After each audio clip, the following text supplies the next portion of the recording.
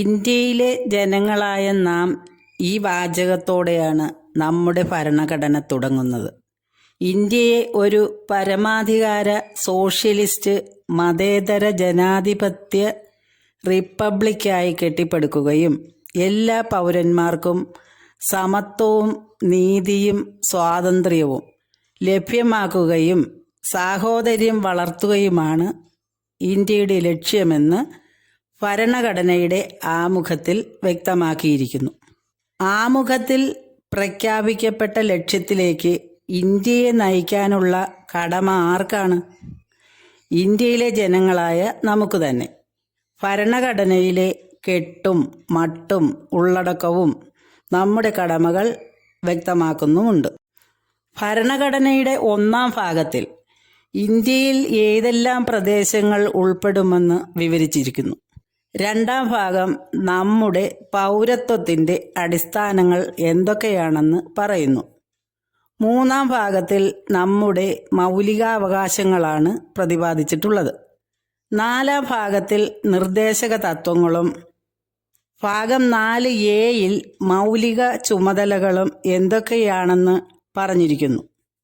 അത് കഴിഞ്ഞാൽ നമ്മുടെ ഭരണ സംവിധാനത്തിൻ്റെ ഘടനയാണ് യൂണിയൻ, സ്റ്റേറ്റുകൾ, പഞ്ചായത്ത്, മുനിസിപ്പാലിറ്റികൾ എന്നിങ്ങനെ 3 തട്ടുകളുള്ളതാണ് ഇന്ത്യൻ ഭരണ സംവിധാനം. നിർമ്മാണ സമിതി ഭരണഘടന പാസാക്കിയത് 1949 നവംബർ 26-ാം തീയതി ആയിരുന്നു. ആ ചരിത്ര മുഹൂർത്തത്തിൽ ഭരണഘടനയുടെ പ്രധാന ശില്പിയായിരുന്ന ഡോക്ടർ അംബേദ്കർ ഇങ്ങനെ പറയുകയുണ്ടായി: ഇന്നലെ വരെ ഇന്ത്യയുടെ കുറ്റങ്ങൾക്കും കുറവുകൾക്കും നമുക്ക് പഴി പറയാൻ ബ്രിട്ടീഷുകാരുണ്ടായിരുന്നു. ഇന്നു മുതൽ അതിന് പ്രസക്തിയില്ലാതായിരിക്കുന്നു. ഇനി അങ്ങോട്ട് നമ്മുടെ കുറ്റങ്ങൾക്കും കുറവുകൾക്കും നാം നമ്മെ തന്നെയാണ് കുറ്റം പറയേണ്ടത്. ഇന്ത്യയിലെ ജനങ്ങളായ നമ്മെ ഉദ്ദേശിച്ചായിരുന്നു അംബേദ്കർ മേൽപ്രകാരം പറഞ്ഞത്. ജനാധിപത്യ ഭരണക്രമത്തിൻ്റെ വിജയപരാജയങ്ങൾ ജനങ്ങളുടെ ജാഗ്രതയെ ആശ്രയിച്ചാണ് നിർണയിക്കപ്പെടുക. ഈ മർമ്മപ്രധാനമായ ജനാധിപത്യ തത്വത്തിലേക്ക് വിരൽ ചൂണ്ടുന്നതാണ് അംബേദ്കറുടെ വാക്കുകൾ. അതായത്, ഇവിടെ എന്തു നടന്നാലും അത് മറ്റുള്ളവരുടെ കുറ്റം കൊണ്ടാണെന്ന് പറഞ്ഞ് ഒരു പൗരനും അവയുടെയൊക്കെ ഉത്തരവാദിത്വത്തിൽ നിന്ന് ഒഴിഞ്ഞു മാറാൻ പറ്റുകയില്ല. അതിൻ്റെ പാപഭാരത്തിൽ ഒരു പങ്ക് ഓരോ പൗരനുമുണ്ട്. ബ്രിട്ടനിലെ ജനാധിപത്യത്തിൻ്റെ അടിത്തറ ബ്രിട്ടനിലെ ജനങ്ങളുടെ പൗരബോധമാണെന്ന് പ്രസിദ്ധമാണ്. അവിടെ പാർലമെൻറ്റിനെ നിയന്ത്രിക്കാൻ ഇന്ത്യയിലെയും അമേരിക്കയിലെയും മറ്റും ഭരണഘടനകളിലുള്ളതുപോലെ മൗലികാവകാശങ്ങളൊന്നും ഇതേവരെ വ്യവസ്ഥ ചെയ്തിട്ടില്ല. ബ്രിട്ടനിൽ എഴുതപ്പെട്ട ഒരു ഭരണഘടനയും ഇല്ല.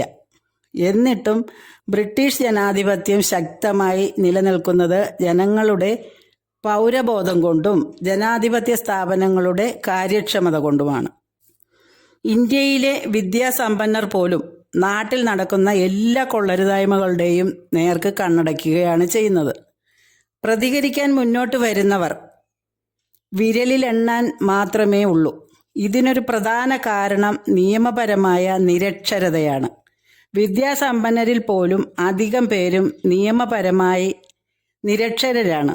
ഈ വസ്തുതയിലേക്ക് സുപ്രീം കോടതി നമ്മുടെ ശ്രദ്ധ ക്ഷണിക്കുന്നത് ഇങ്ങനെയാണ്: മനുഷ്യരുടെ പെരുമാറ്റം നിയന്ത്രിക്കുന്ന ശക്തിയാണ് നിയമം എന്നാണ് നിയമജ്ഞരുടെ അഭിപ്രായം. എന്നാൽ നിയമം സമൂഹത്തിലെ ആളുകൾ ഒരളവിൽ കൈക്കൊള്ളണം. അല്ലാത്ത പക്ഷം ഒരു നിയമത്തിനും ഫലപ്രദമായി പ്രവർത്തിക്കുവാൻ പറ്റുകയില്ല. ജനങ്ങളും നിയമങ്ങളും തമ്മിൽ പൊരുത്തപ്പെടണം. അത് സ്വാഭാവികമായി സംഭവിക്കണം. എങ്കിലേ നിയമങ്ങൾക്ക് സുഗമമായി പ്രവർത്തിക്കുവാൻ സാധിക്കുകയുള്ളൂ. ജനങ്ങൾ നിയമം അനുസരിക്കണം. അതുകൊണ്ട് ജനങ്ങൾക്ക് നിയമങ്ങളെ സംബന്ധിച്ച അവബോധം ആവശ്യമാണ്.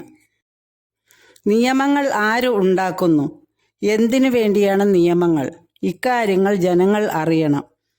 അതനുസരിക്കണമെന്ന് പറയുന്നതിൻ്റെ പിന്നിലുള്ള തത്വം അവർക്ക് മനസ്സിലാകണം. ഇവിടെയാണ് ജനങ്ങൾക്ക് നിയമബോധം നൽകാനുള്ള നടപടികളുടെ പ്രസക്തി. തങ്ങളുടെ പെരുമാറ്റം നിയമങ്ങൾ അനുസരിച്ച് ചിട്ടപ്പെടുത്തേണ്ടത് അനിവാര്യമാണെന്ന ബോധം ജനങ്ങളിൽ സൃഷ്ടിക്കണം. ചുരുക്കത്തിൽ, രാജ്യം പുരോഗമിക്കണമെങ്കിൽ നിയമവാഴ്ചയും നിയമാവബോധവും ഉണ്ടാകണം. ഇവ രണ്ടുമില്ലെങ്കിൽ നാം പ്രാകൃത ലോകത്തേക്ക് കൂപ്പുകുത്തി വീണുപോകും. സംസ്കാരത്തിൻ്റെയും പുരോഗതിയുടെയും അടിസ്ഥാനം തന്നെയാണ് നിയമം എന്നർത്ഥം.